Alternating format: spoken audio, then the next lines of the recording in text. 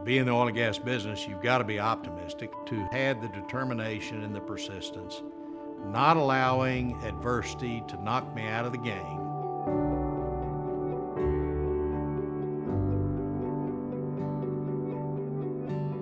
I grew up here in Dallas, being a kid and spending so much time outdoors, and throughout the Boy Scouts, I had come to really enjoy being outdoors and still do. So when my parents asked me, where do you think you would like to go to college? I said Dartmouth, because I love being outdoors so much. And it's nestled up in the valley in the White Mountains of New Hampshire on the border with Vermont. I came out of Dartmouth and I ended up going to law school because I didn't know what else to do. Law school directed me into being a lawyer with a law firm, and the work I did there acquainted me with the oil and gas business, which I fell in love with. So after a little more than 5 years as a lawyer, I headed that direction.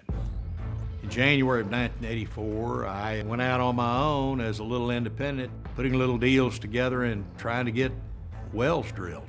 There was a lot of risk. I left a stable paycheck. I had $4,000 in the bank to get me 1 month down the road, but success was just around the corner.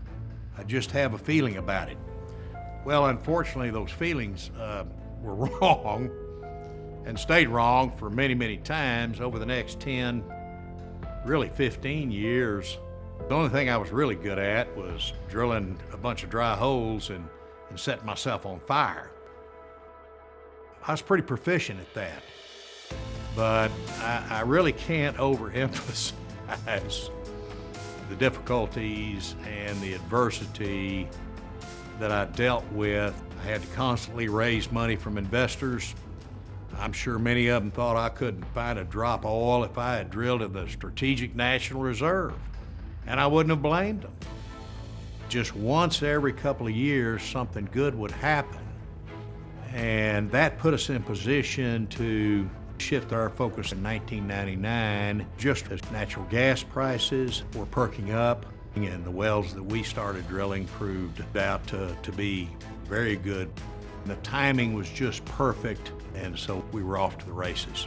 But the key was having stayed in the game.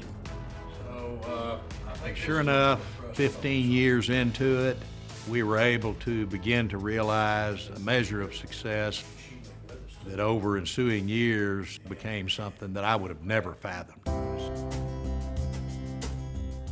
I want to thank my sponsor, Jody Grant, for nominating me for membership in Horatio Alger.